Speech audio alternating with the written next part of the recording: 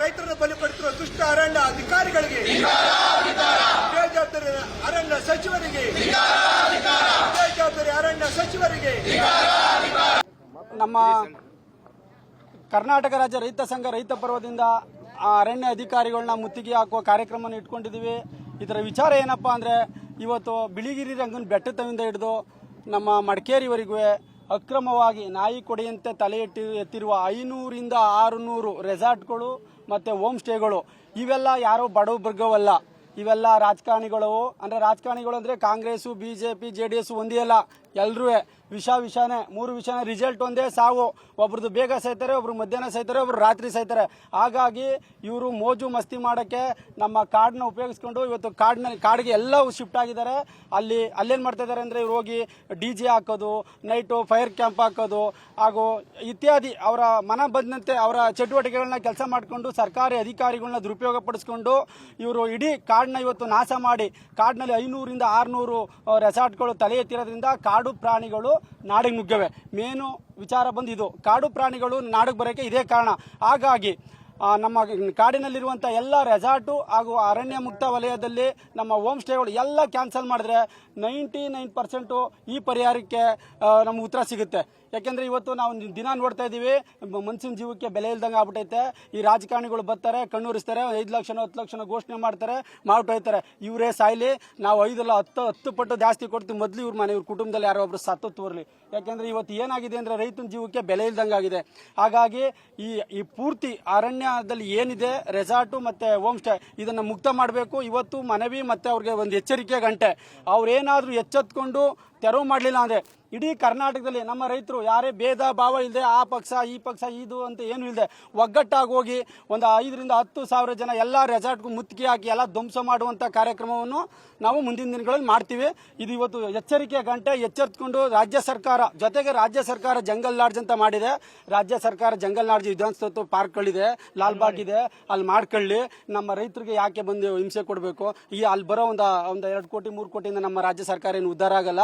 ಆದರೆ ನಮ್ಮ ರೈತರೇ ನಾವು ತೆರಿಗೆ ಕಟ್ತೀವಿ. ದಯವಿಟ್ಟು ಮೊದಲು ನಿಮ್ಮ ಜಂಗಲ್ ಲಾಡ್ಜ್ ಏನಿದೆ, ಸರ್ಕಾರಿ ಒಡೆತನದ ಲಾಡ್ಜ್ಗಳೇನಿದೆ ಅದನ್ನು ಮುಕ್ತ ಮಾಡಿ, ಆಮೇಲೆ ನೀವು ಬೇರೆಯವ್ರದ್ದು ಕೈ ಹಾಕಿ. ಇದನ್ನು ಘಂಟಾಘೋಷವಾಗಿ ನಮ್ಮ ರೈತ ಪರ್ವದಿಂದ ಎಲ್ಲ ಇವತ್ತು ಕರ್ನಾಟಕದಿಂದ ಎಲ್ಲ ಜಿಲ್ಲೆ, ತಾಲೂಕು, ಗ್ರಾಮ ಘಟ್ಟದಿಂದ ಬಂದಿದ್ದೀವಿ. ಇವತ್ತು ನಮ್ಮ ಪೊಲೀಸ್ನವರು ಇಲ್ಲಿ ಸ್ವಲ್ಪ ಏರಿಯಾ ಇದೆ ಅಂತೇಳಿ ಕಮ್ಮಿ ಜನ ಬರೋಕ್ಕೆ ಹೇಳಿದ್ದಾರೆ. ಮುಂದಿನ ದಿನಗಳಲ್ಲಿ 10,000 ಜನ ಬಂದು ಇಲ್ಲಿಗೆ ಬರಲ್ಲ.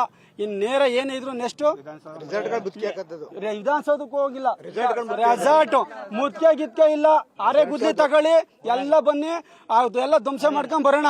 ಅವ್ರು ಏನ್ ಕೇಸ್ ಹಾಕ್ತಾರೆ ಹಾಕೊಳ್ಳಿ. ಅದು ನಾವು ರೈತರು ಸಾಯೋದ್ಕಿಂತ ಅದೇ ಬೆಸ್ಟ್ ಅಲ್ಲ. ದಿನ ಸಾಯೋ ಬದಲು ಒಂದೇ ಸಲ ಸಾಯೋಣ.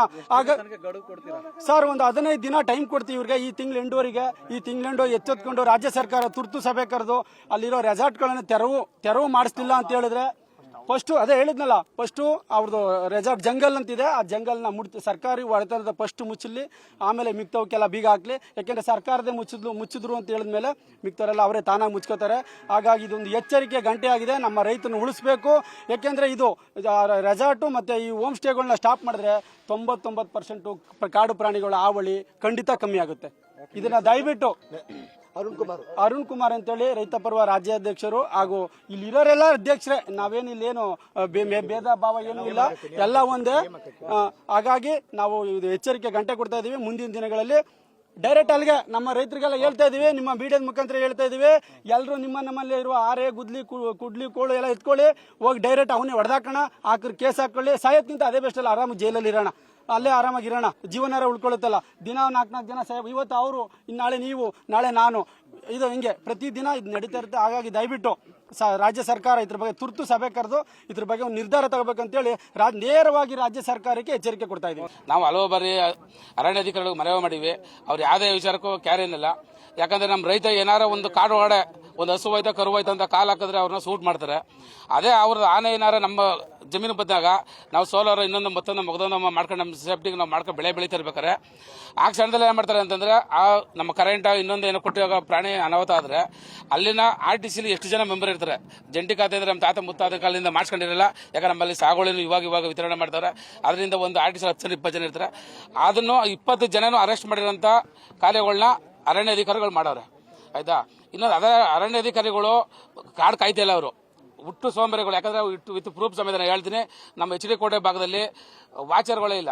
120 ಹಳ್ಳಿಗೆ ವಾಚರೇ ಇಲ್ಲ. HD ಕೋಟೆ ವಾಚರ್ ಇಲ್ಲ. ಆಮೇಲೆ ಅವ್ರ ಹತ್ರ ಇರುವಂತ ಗನ್ನುಗಳಿಲ್ಲ. 30-40 ವರ್ಷಕ್ಕೆ ಅಲ್ಲೆಲ್ಲ ಸೌಲಭ್ಯ ಕೊಟ್ಟು ಇವರು ದುರುಪಯೋಗ ಮಾಡ್ತಾರೆ. ಇದನ್ನ ACF ಮತ್ತೆ DCF ಅವರು ಅದ್ರ ಬಗ್ಗೆ ಮಾಡಬೇಕು. ಯಾಕಂದ್ರೆ ಅರಣ್ಯ ಅಧಿಕಾರಿಗಳಿಗೆ ಸಣ್ಣ ಪುಟ್ಟ ಅಧಿಕಾರಿ RF ಗಂಟೆ ತನಕನು ಇವರು ಅವ್ರಿಗೆ ಕ್ಯಾರೆ ಅಂತ ನಿಂತಿಲ್ಲ. ಯಾಕಂದ್ರೆ ಅವ್ರನ್ನ ಸ್ಥಳೀಕರಾಗಿರೋರ್ನ ಇವರು ಮೇಲಧಿಕಾರಿ ACF DCF ಅವರು ಅವ್ರಿಗೆ ಪವರ್ ಕೊಟ್ಟು ಅವ್ರಿಗೆ ಚೆನ್ನಾಗಿ ಮಾಡಿದ್ರೆ ನಾಡು ಬರೋಂಥ ಪ್ರಾಣಿಗಳು ಅವ್ರು ಅವಾಯ್ಡ್ ಮಾಡ್ತಾರೆ. ಯಾಕಂದ್ರೆ ಕಾಡಿನ ಸುತ್ತ ಬೇಲಿ ಇಲ್ಲ. ಇವಾಗ ಸ್ವಲ್ಪ ಮಾಡ್ತಾವ್ರೆ. ಆ ರೈಲು ಕಂಬಿಲಿ ಏನು ಪ್ರಯೋಜನ ಆಯ್ತಲ್ಲ. ರೈಲು ಕಂಬಿ ಜೊತೆಲಿ ಮೆಸ್ ಹಾಕ್ಬೇಕು, ಸೋಲಾರ್ ಅಳವಡಿಕೆ ಮಾಡಬೇಕು. ಇವಾಗ ಲೇಟೆಸ್ಟ್ ತಂತ್ರಜ್ಞಾನ ಏನು ಬಂದಿದೆ ಅದನ್ನ ಮಾಡಿದ್ರೆ ಕಾಡು ಪ್ರಾಣಿಗಳು ಅವಾಯ್ಡ್ ಮಾಡ್ಬೋದು. ಇವ್ರು ಕಾಡು ಪ್ರಾಣಿಗಳು ಏನ್ ಮಾಡ್ತಾವ್ರೆ ಅಂತಂದ್ರೆ ಹೊರಗಡೆಯಿಂದ ಈಗ ನಮ್ಮ ಫಾರೆಸ್ಟ್ ಅಲ್ಲಿ ಇಡದಂತ ಹುಲಿನ ಬೇರೆ ಕಡೆ ಶಿಫ್ಟ್ ಮಾಡ್ತಾರೆ. ಅದು ಒಂದು ರೌಡಿ ಆದ್ಮೇಲೆ ಅದು ರೌಡಿನೇ ಮಾಡೋದು. ಕಾಡು ಒಳಗಡೆ ಎಲ್ಲೂ ಮಿಂಗಲಾಗಲ್ಲ, ಯಾವ್ದೋ ಪ್ರಾಣಿಗಳ ಜೊತೆ ಸೇರಲ್ಲ. ಒಬ್ಬ ಮನುಷ್ಯ ರಕ್ತ ಕುಡಿತದೆ ಅಂತ ಅದೇ ತರ ಇವಾಗ 4 ಹುಲಿ ಹಿಡಿದು 5 ಹುಲಿ ಹಿಡಿದು ಅಂತೀರಿ.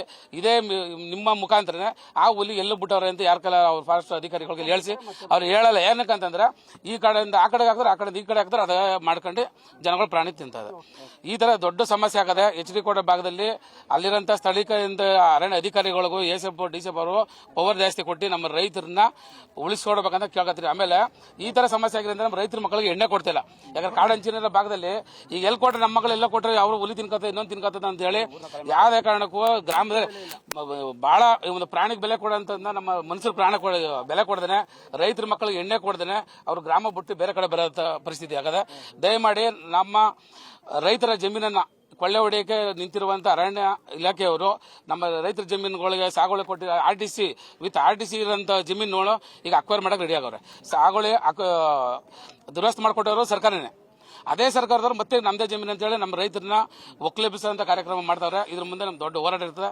ಹಾಗಾಗಿ ನಮ್ಮ ಸ್ಥಳೀಯ ನಮ್ಮ MLA ಅನಿಲ್ ಚಿಕ್ಕಮದು ಶಾಸಕರು ದಯಮಾಡಿ ಇದ್ರ ಬಗ್ಗೆ ಜಾಸ್ತಿ, ಯಾಕಂದ್ರೆ ಅವ್ರು 10 ವರ್ಷದಿಂದ ಆಡಳಿತ ಮಾಡ್ತಾವ್ರೆ. ಗ್ರಾಮದ ಬಗ್ಗೆ ನಮ್ಮ ತಾಲೂಕು ಬಗ್ಗೆ ಬಹಳ ಅರಿವಿದೆ. ಇಡೀ ನಮ್ಮ ಕರ್ನಾಟಕದಲ್ಲಿ ಅತಿ ದೊಡ್ಡ ತಾಲೂಕು, ಅತಿ ಹೆಚ್ಚು ಗ್ರಾಮಗಳು ಹೊಂದಿರುವಂತ ತಾಲೂಕು. ಅದರ ಜೊತೆಲಿ ನಮ್ಮ ಶಾಸಕರು ಒಡನಾಟ ಇಟ್ಕೊಂಡಿರೋದ್ರಿಂದ ಇದಕ್ಕೆ ಸಂಬಂಧಪಟ್ಟ ಕಾಡಿನ ನಾಡನ್ನು ಸಂರಕ್ಷಣೆ ಮತ್ತು ಕಾಡು ಸಂರಕ್ಷಣೆ ಮಾಡೋದ್ರ ಬಗ್ಗೆ ಅವರು ಬಹಳ ಯೋಚನೆ ಮಾಡಿ ಇನ್ನೂ ಒಟ್ಟು ಅತಿ ಹೆಚ್ಚು ಅನುದಾನಗಳು ತಂದು, ಯಾಕಂದ್ರೆ ಮಿನಿಸ್ಟರ್ ಅವರ ಸಿದ್ದರಾಮಯ್ಯ ಸಾಹೇಬ್ರು ಎಲ್ಲ ಅವ್ರು ಯಾರು ನಿರ್ಭೀತ, ನಿಷ್ಪಕ್ಷಪಾತ, ವಿಶ್ವಾಸಾರ್ಹ ಸುದ್ದಿಗಳಿಗೆ ಮತ್ತೊಂದು ಹೆಸರಾಗಿರುವಂತ News18 ಕನ್ನಡ ಈಗ ಆಪ್ನಲ್ಲೂ ಲಭ್ಯವಿದೆ. ದಯವಿಟ್ಟು ಇಲ್ಲಿರುವಂತ QR ಕೋಡ್ ಸ್ಕ್ಯಾನ್ ಮಾಡಿಕೊಂಡು ಆಪ್ ಡೌನ್ಲೋಡ್ ಮಾಡೋದಕ್ಕೆ ಮರಿಬೇಡಿ. ನಿಮ್ಮ ಬೆಂಬಲ ಹೀಗೆ ಸದಾ ನಮ್ಮೊಂದಿಗಿರಲಿ. ಧನ್ಯವಾದ.